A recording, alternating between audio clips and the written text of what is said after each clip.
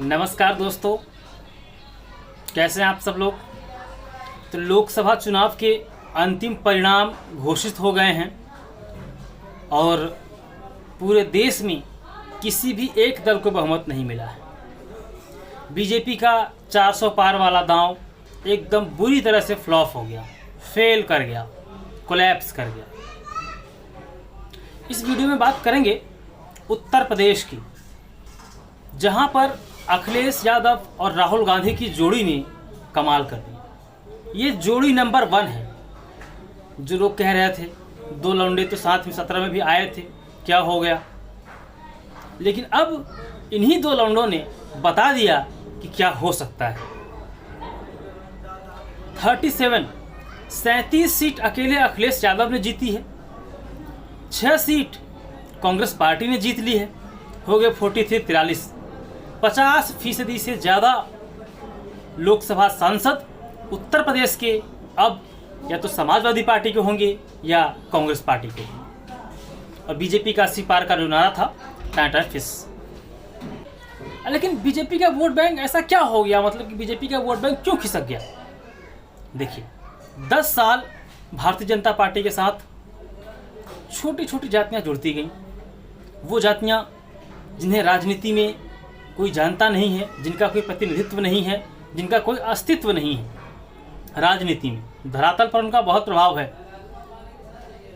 अखिलेश यादव ने जो सबसे बड़ा दांव चला वो था गड़रिया वोट बैंक को अपने पाले में कर लेना।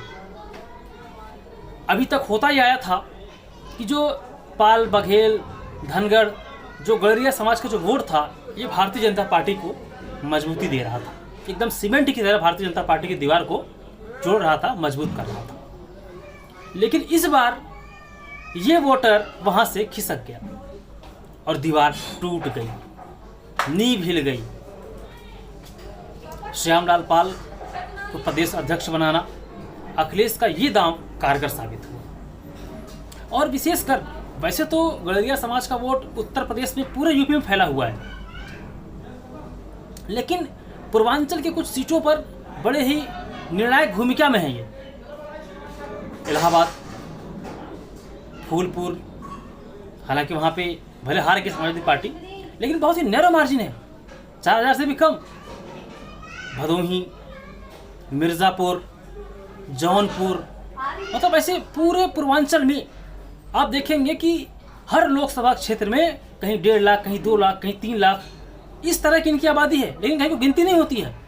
और इस बार इस वोटर ने, इस वोट बैंक ने जब बीजेपी से शिफ्ट किया, बीजेपी से स्विच किया, तो इसने दिखा दिया कि चुनाव कैसे पलटता है, समीकरण कैसे बदलते हैं। अब ये वोट बैंक बदला क्यों, ऐसा क्या हो गया।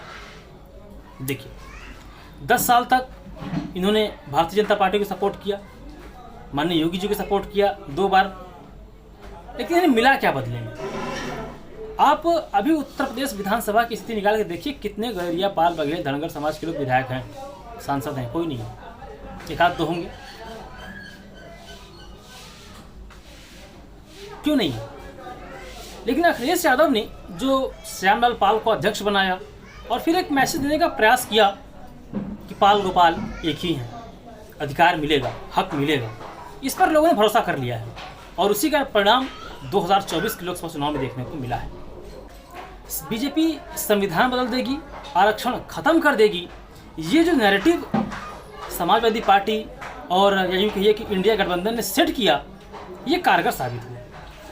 इस पर ओबीसी और शेड्यूल कास्ट, शेड्यूल ट्राइब की जातियों के लोगों ने भरोसा कर लिया।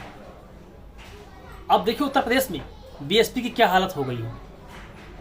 बीएसपी का जो मूल वोटर था वो भी इस बार इंडिया गठबंधन के साथ चला गया।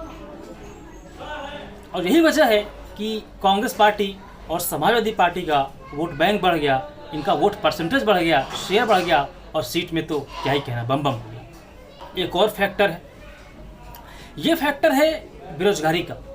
जैसा कि मैंने पहले भी कई बार कहा है कि उत्तर प्रदेश में 30 लाख से ज़्यादा नौजवान ऐसे हैं जो शिक्षक भर्ती की जो पात्रता परीक्षा है, यूपी टेट, उसको क्वालिफाई करके बैठे हैं। लेकिन अभी तक 2017 में जब से योगी जी मुख्यमंत्री बने हैं, तब से लेकर अब तक नई शिक्षक भर्ती नहीं आई।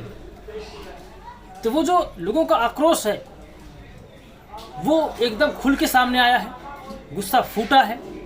पेपर लीक का विषय है, 50 लाख नौजवान सिपाही भर्ती की परीक्षा दे रहे थे, पेपर आउट हो गया, ARO का पेपर आउट हुआ। इसके अलावा आपको याद हो 2021 की दरोगा भर्ती की परीक्षा, उसमें बड़े भयंकर धांधली के आरोप लगे थे, उसमें बहुत धांधली के आरोप लगे थे, लेकिन कोई एक्शन नहीं हुआ। उसमें सरकार ने कोई ऐसा जवाब नहीं दिया जिससे कि अभ्यर्थी संतुष्ट हो जाएं। 2022 के चुनाव में भी ये फैक्टर कायम किया था, हालांकि वो सीट में कन्वर्ट नहीं हो पाया था, लेकिन अखिलेश का जो वोट शेयर था समाजवादी पार्टी का वो बहुत ऊपर उठ गया था। और अभी भी इस वक्त क्या हुआ कि वोट शेयर तो बढ़ा ही, साथ ही अखिलेश का जो परफॉर्मेंस है वो टॉप पे पहुंच गया है। समाजवादी पार्टी की स्थापना से लेकर अब तक 37 सीट कभी भी नहीं जीत पाई है। 2004 में जब नेताजी अगुवाई करते थे पार्टी की तब 36 सीट जीते थे, और इस बार अखिलेश की अगुवाई में 37 सीट जीत गए हैं। तो 2022 में जो वोट परसेंटेज सीट में कन्वर्ट नहीं हो पाया था, इस बार वो वोट परसेंटेज सीट में भी कन्वर्ट हो गया। तो ये तमाम चीज़ें हैं जो बीजेपी के खिलाफ गई। और हाँ, आरक्षण की बात कर लेते हैं।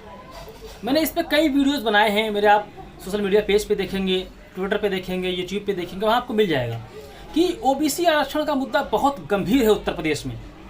6800 OBC अभ्यर्थी चयनित हैं, हाईकोर्ट का आदेश है, OBC कमीशन ने माना है कि विसंगतियाँ हुई हैं, बावजूद इसके उत्तर प्रदेश शासन ने उनकी बात नहीं सुनी। ये गुस्सा है लोगों में, ये मैसेज गया उत्तर प्रदेश के वोटर्स में कि आरक्षण पर कुठाराघात किया जा रहा है, संगठित प्रहार किया जा रहा है। और जो OBC कोटे के मंत्री हैं, विधायक हैं, सांसद हैं, इन्होंने भी इनकी बात नहीं सुनी। लखनऊ के इको गार्डन में देखिए, सालों से बच्चे वहाँ प्रोटेस्ट कर रहे हैं, कोई सुनने वाला नहीं है। अरे एक आध बार जाके आप सुन लेते क्या कहना चाह रहे हैं। अभी कुछ दिन पहले की बात है, कोड ऑफ कंडक्ट लागू होने से पहले मुख्यमंत्री जी के आवास पर जा रहे थे, वहाँ पिटाई गई बच्चों की, डिप्टी CM के आवास पिटाई करवाई गई, संदीप सिंह जो शिक्षा मंत्री हैं उनके आवास पर बच्चों को पीटा गया। तो ये सब चीज़ें जो है वो बीजेपी के खिलाफ माहौल बनाने के लिए पर्याप्त साबित हुई। नमस्कार।